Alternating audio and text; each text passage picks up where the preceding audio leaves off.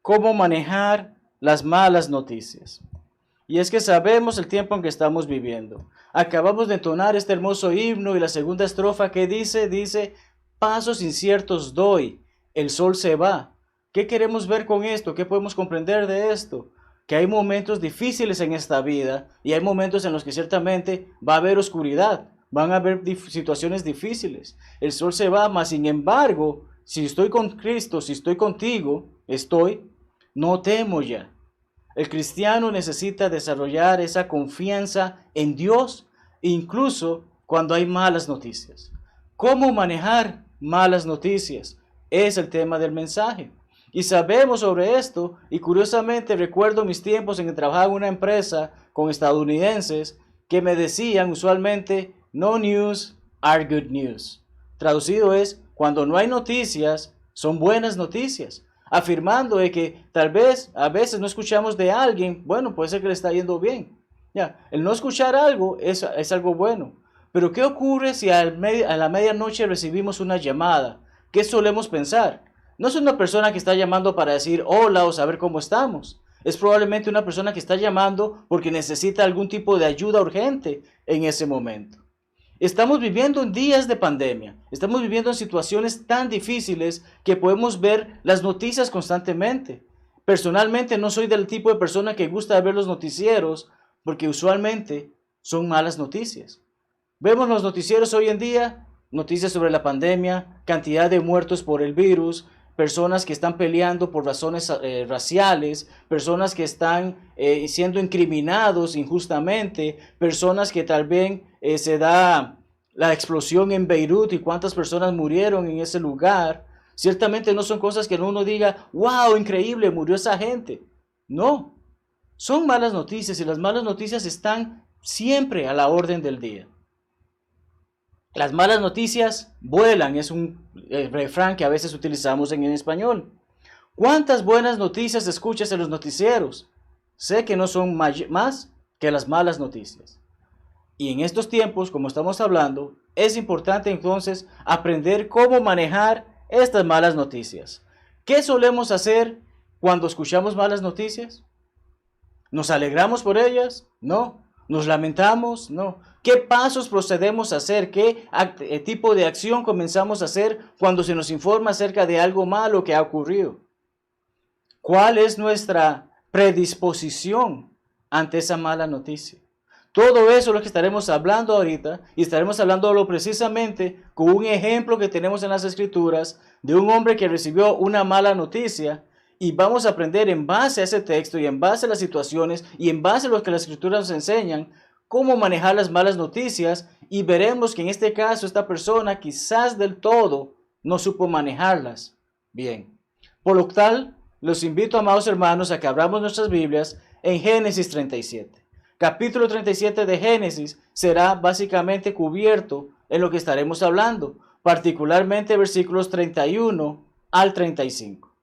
Pues bien, 3 puntos hablaremos en esta lección. Vamos a hablar acerca de confirmar la mala noticia o confirmar la noticia. Tras de ello, vamos a estar hablando acerca de cómo debemos de aceptar esa noticia. Y finalmente veremos que debemos de confiar en Dios sin importar esa mala noticia. Así que dediquémonos a desarrollar nuestro mensaje en base a lo que la palabra de Dios nos enseña. Confirmando la noticia. Capítulo 37 de Génesis. Se nos habla acerca de Jacob. Se nos habla acerca de sus hijos. Se nos habla acerca de que hay uno de ellos que es el favorito de Jacob. Y ese es José. Incluso era tan favorito que ¿qué hace Jacob? Le da una túnica, un abrigo de colores. Y esto de cierta forma diferencia a este hombre de los demás hijos. Pero también en este capítulo leemos cómo José tiene visiones o sueños acerca de eventos que van a ocurrir. Y en uno de sus primeros sueños, cuando se lo revela a su padre, a su madre y a sus hermanos, ¿qué es lo que responden? Entonces, ¿tú eres superior a nosotros? ¿Es lo que tratas de decirnos? Vemos que comienza a darse este tipo de situaciones en las que se crea esta envidia. ¿Qué queremos decir con confirmar la noticia? Es corroborar la verdad. Y vamos a ver acerca de una noticia que llega a los oídos de Jacob y que él no llega a corroborar del todo. Pero precisamente estamos viendo el contexto, la situación previa a que lleguemos a esa noticia. Leemos luego en este capítulo, versículos 11 en adelante, que mientras ellos fueron a apacentar las ovejas, ¿quiénes eran estos ellos? Eran los hermanos de los hermanos de José. ¿Dónde estaba José? Estaba con su padre. Los hermanos van, cuidan de las ovejas, hacen el trabajo, él está con su padre.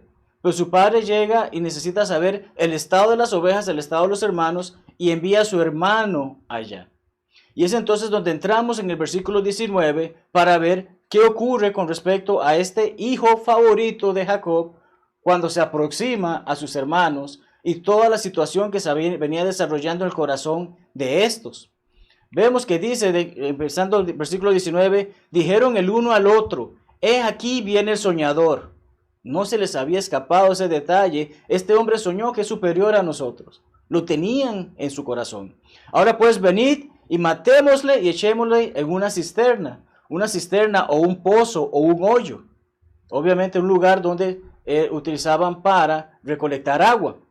Y diremos, alguna mala bestia lo devoró. ¿Cuál es el plan original de estos hombres? Vamos a matarlo porque ya no lo toleramos. Vamos a deshacernos de él. Estamos confirmando los hechos antes de que ocurran. Estamos confirmando los hechos para saber esa mala noticia que recibió Jacob. Vamos a matar a nuestro hermano y diremos que lo mató una bestia.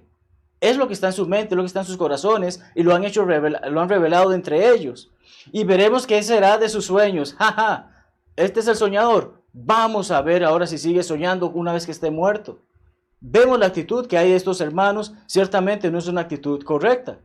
Rubén. ¿Quién es Rubén? Bueno, es el mayor de todos los hermanos. Es el que más responsable de entre ellos. Rubén escucha esto, lo libró de sus manos antes de que ni siquiera tomaran hermano y lo matasen o le hicieran daño. Él los separa de ellos y le dice, no lo matemos.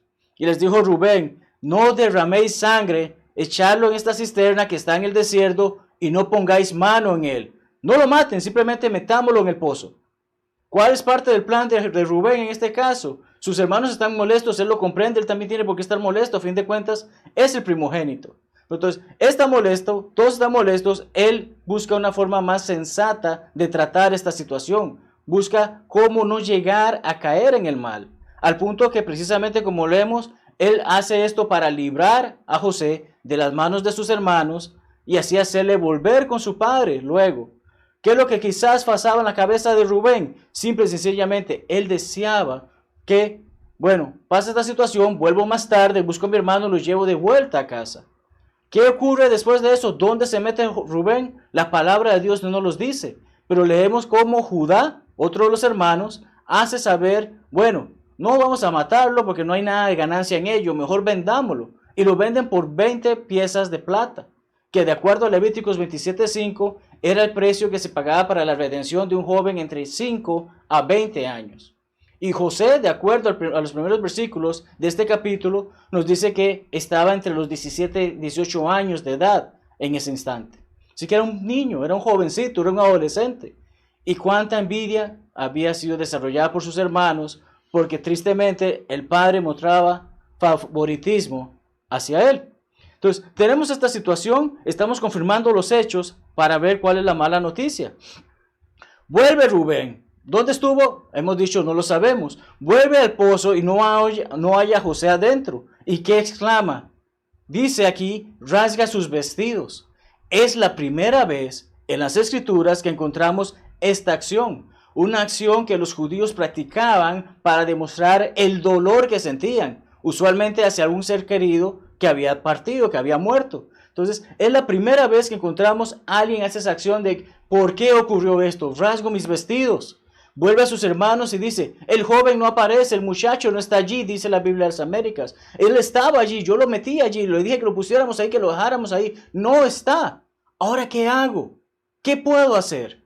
Porque obviamente él tenía un plan distinto al de sus hermanos. ¿Y qué hacen los hermanos? Vamos a arreglar esto de la manera más fácil. Vamos a hacer un plan elaborado que sabemos que no es lo correcto que debemos hacer. Sí, nuestro hermano sigue vivo, pero ya ha sido vendido. Pero vamos a inventarle esta historia y vamos a tratar de manejarla de esta manera. Tomaron la túnica de José, degollaron un cabrito de las cabras y tiñeron la túnica con la sangre. Este es el plan elaborado. Pero vamos a ver cómo llega esta mala noticia y cuál es la reacción que tiene Jacob. Versículos 32 y 33. Enviaron la túnica de colores. La palabra hebrea para enviar tiene que ver también con deshacerse. Ya, esa túnica les causaba desprecio a ellos, no les gustaba para nada, al punto que, bueno, esta es la que era el favorito, vamos a mancharla y vamos a enviársela a nuestro padre. Se la trajeron a su padre, que es enviarla, y dijeron, esto hemos hallado. ¿Reconoce ahora si es la túnica de mi hermano? ¿De nuestro hermano? ¿Qué dice la palabra de Dios? Dice, la túnica de tu hijo. Vemos el desprecio que tienen estos hombres para con su hermano. Es el favorito, ese es tu hijo, nosotros quién sabe qué somos, pero hay un desprecio y se siente en esta frase. La túnica de tu hijo o no, verifica si es esa. Vemos que dan detalles acerca de que se lo comió un animal, que se lo comió una bestia, de que se cayó, de que se partió un pie. ¿Vemos algo sobre esto? No. Pero veamos qué responde Jacob.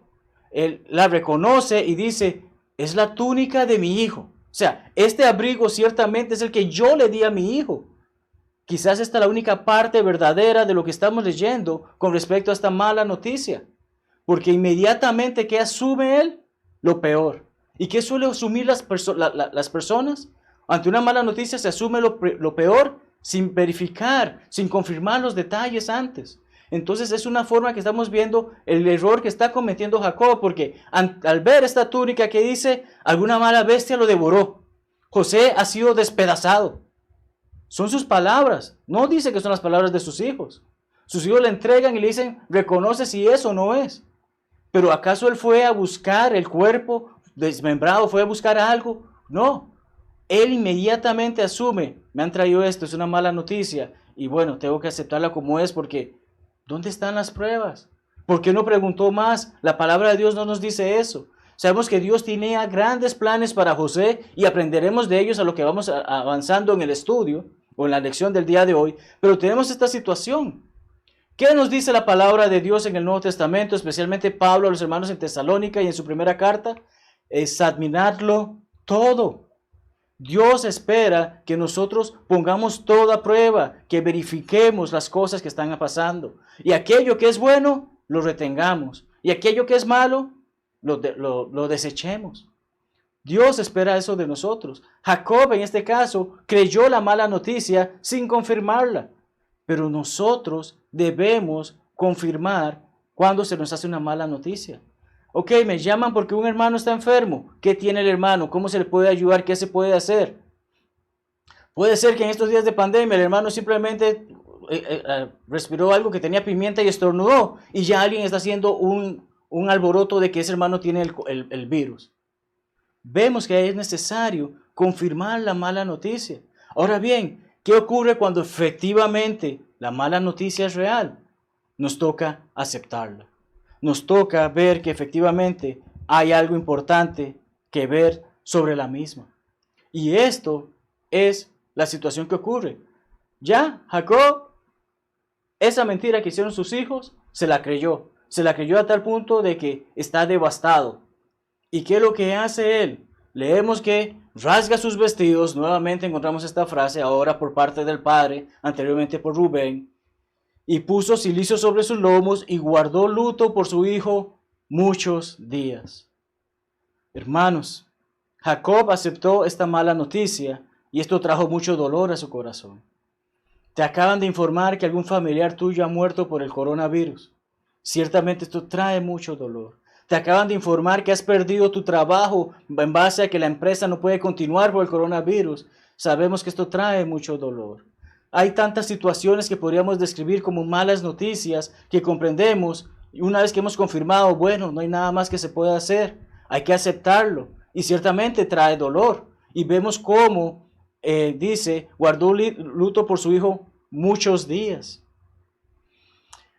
Hay personas que están sufriendo por una mentira y necesitamos verificar si es una mentira o si es una realidad. Señor, Señor, y no haces no haces la voluntad de mi Padre. Recordamos Mateo 7, 21 al 23.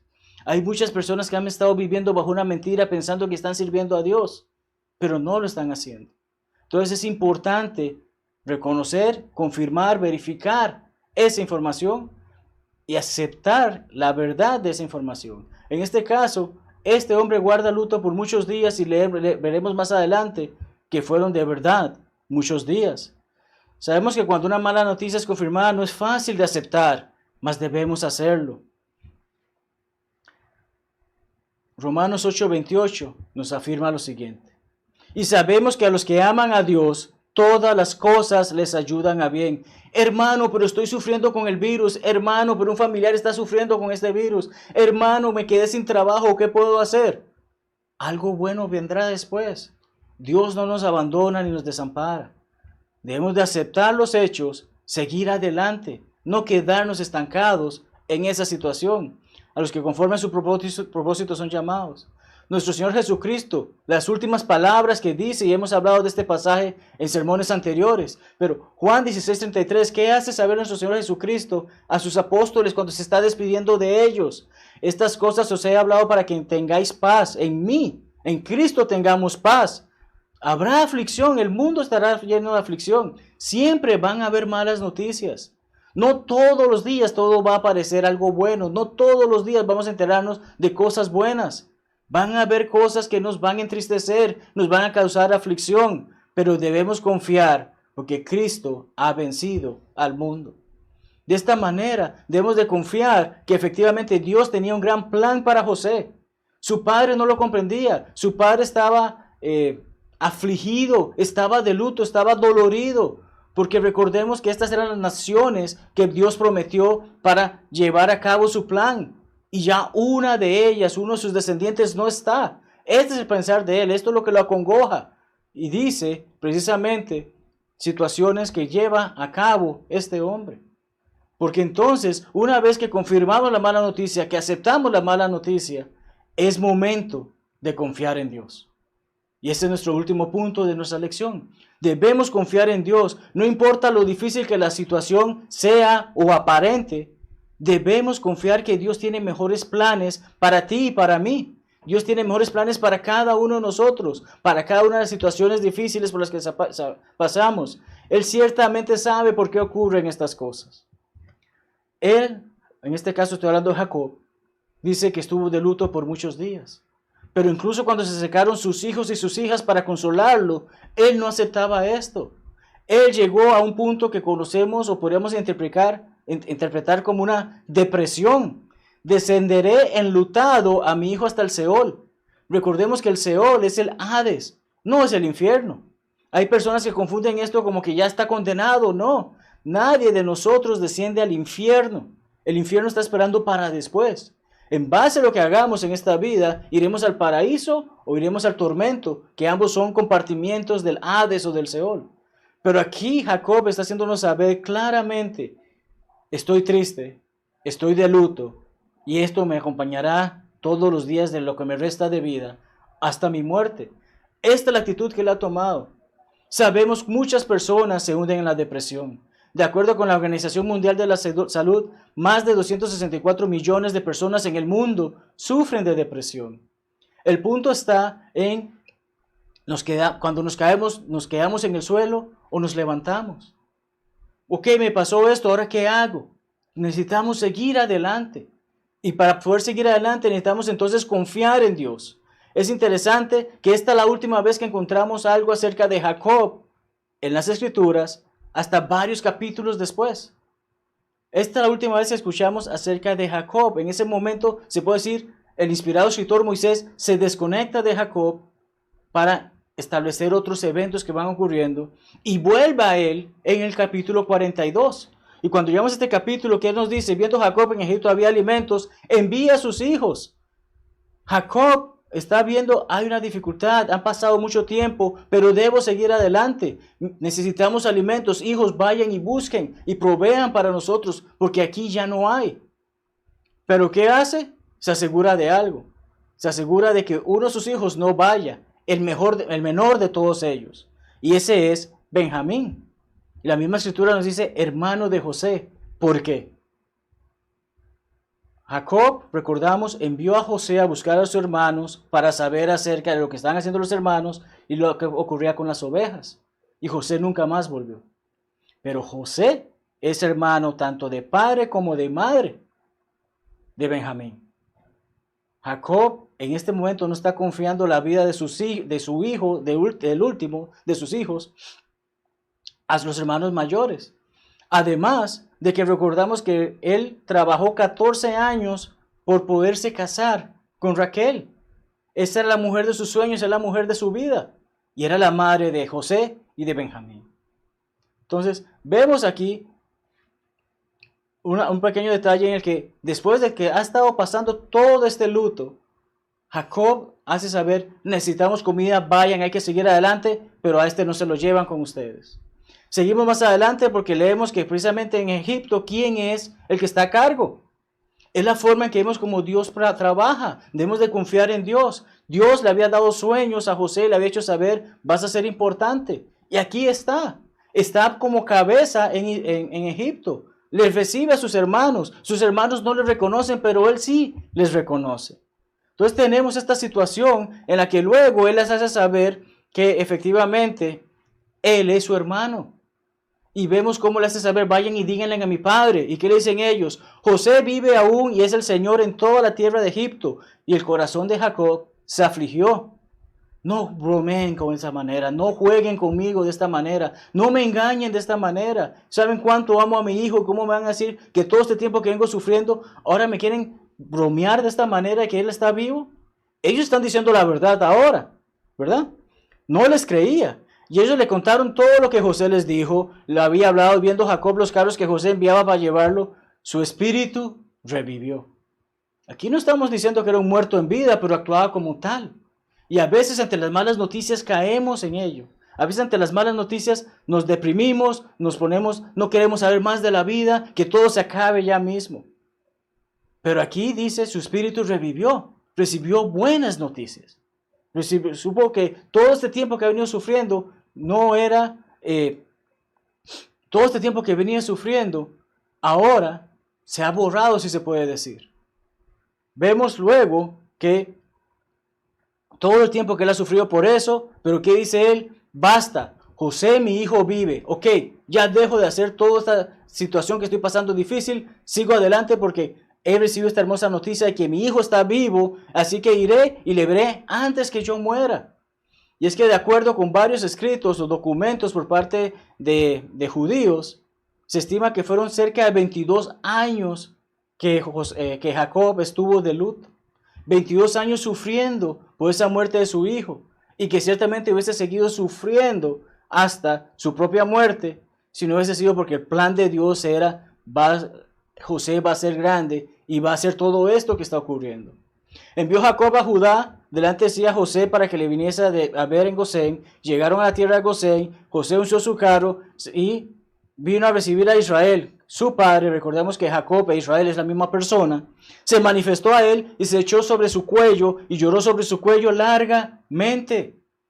Hermanos, cuando vemos un familiar que tenemos tiempo de no ver, ¿qué hacemos? Le abrazamos con todo. Ahorita con la situación que estamos viviendo, ¿cuánto no anhelamos abrazarnos unos a otros? Y si tenemos algún familiar que está pasando por este terrible virus, ¿qué queremos? Aquí estoy para ti, ven, qué bueno verte que te has recuperado. Queremos eso. Eso es importante porque recordemos que va a haber un lugar en el que no habrá llanto ni crujir de dientes, bueno, no habrá llanto ni dolor ni muerte, perdonen, Apocalipsis 21. Entonces Israel dijo a José, muera yo ahora. No está diciendo que está deseando morir ya. Lo que está diciendo es que ya puedo morir en paz. Ya puedo estar tranquilo porque tenía mis dudas, tenía mi temor, tenía la situación cerca del plan de Dios que había sido establecido. Este es mi hijo amado y lo he perdido. Pero aquí está. Yo que he visto tu rostro y sé que aún vives. Es hermoso saber que después de que Jacob muere, los hermanos tienen dudas sobre José. ¿Y por qué digo hermoso? Porque vamos a ver la reacción de José. Sus hermanos tienen dudas sobre José. Ahora nos va a hacer pagar el mal que le hemos hecho. ¿Pero qué dice José? ¿Acaso yo estoy en el lugar de Dios? Yo no soy el que puede juzgar. Ustedes hicieron algo malo, pero aquí estoy haciendo lo bueno porque era parte del plan de Dios. Pensasteis mal contra mí, mas Dios lo encaminó a bien. Dios sabía el plan que tenía para José. José no dudó de él, José siguió adelante. Es un ejemplo de la perseverancia y de la providencia de Dios. Entonces es importante que veamos que ante las malas noticias debemos confirmarlas, debemos de aceptarlas, pero especialmente debemos de confiar en Dios de que si pasan es por algo. Pero debemos de seguir adelante porque aún estamos vivos. Es de esa manera que entonces recuerdo lo que dice Pablo a los hermanos en Roma, cuando en Romanos 12 leemos esos principios básicos del cristianismo, la etiqueta o la ética del cristiano, y cómo no hemos de pagar mal por mal, buscar tener la paz con todos, hacer bien por encima del mal, llorar con los que lloran, alegrarse con los que se alegran. Todo esto nos recuerda efectivamente este evento. Hay paz, hay amor, hay todo. Vendrá, porque Dios tiene grandes planes para ti y para mí. Y debemos de confiar en Él incluso en los momentos de dificultades. ¿Cómo concluimos con este mensaje en esta mañana? Bueno, repasemos brevemente. Las malas noticias no cesarán, amado hermano y amigo. Siempre van a haber malas noticias mientras este mundo exista. ¿Cuándo dejarán de haber malas noticias? Cuando estemos con el Señor en ese gran día. Algunas son simplemente mentiras que han logrado colarse y adentrarse profundamente en nuestros corazones al punto de que las creemos como verdades. Mas debemos de confirmarlas. Tras de confirmarlas, si son reales, entonces realmente debemos de aceptarlas por lo que son.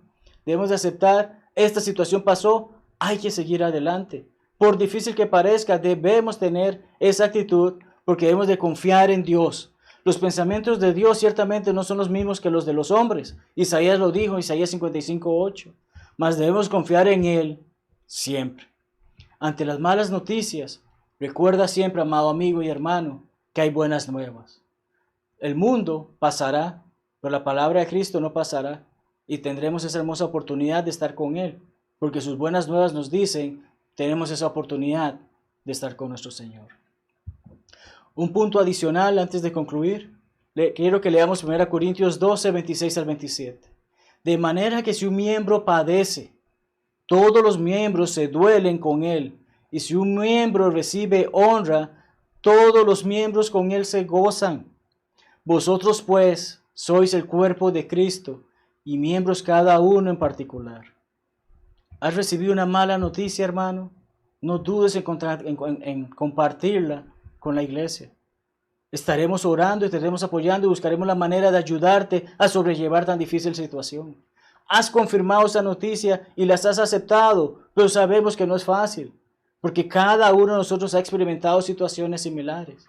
Pero si tú sufres, nosotros sufrimos. Y si tú te gozas, nosotros nos gozamos. Esa es la mentalidad que debemos de tener los cristianos, porque somos miembros en común, somos parte del cuerpo de Cristo y cada uno en particular se apoya el uno al otro. Esa es la hermosura de la iglesia que el Señor estableció.